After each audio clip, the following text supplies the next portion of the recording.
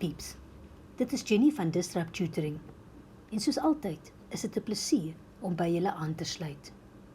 Vandag gaan ons aan met die bespreking oor toekomende tyd. We continue our discussion on future tense. Sin nommer 1. Sy moet alle versoekings weerstaan. Kom ons onderstreep die werkwoord. Let's start by underlining the verb as usual.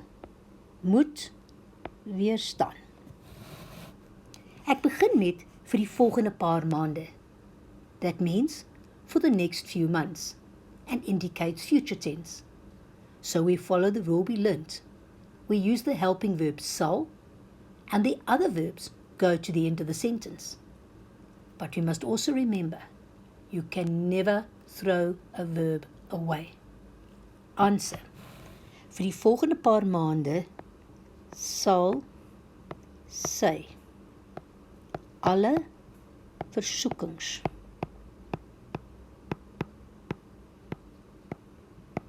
Now we've got two verbs. The verb that comes first stays first.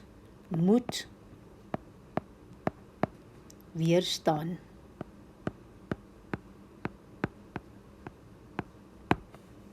Sal comes second.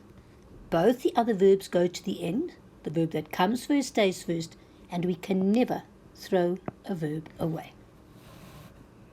Nommer 2. Sy daag betyds by die oefensessie op. In this sentence, we have a separable verb, a skeibare werkwoord, that we discussed in past tense already. A skeibare werkwoord is a verb with two pieces that can be separated.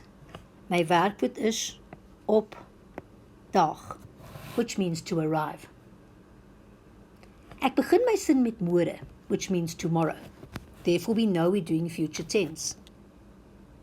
In die toekomende tyd is 'n skeibare werkwoord een woord. In the future tense, a separable verb becomes one word in the correct order. Antwoord. Môre sal sy betyds by die oefensessie. Now we put the two pieces together in the correct order. Op dag. Verb sal opdag. Skeibare werkwoord, een woord in die toekomende tyd. Voordat ek afsluit, wil ek net baie dankie sê aan ons Epic borgmaatskappye wat hierdie video moontlik gemaak het. Lees alles oor hulle in die beskrywing hieronder. Onthou om ons webtuiste te besoek vir meer van hierdie Epic studieklas video's.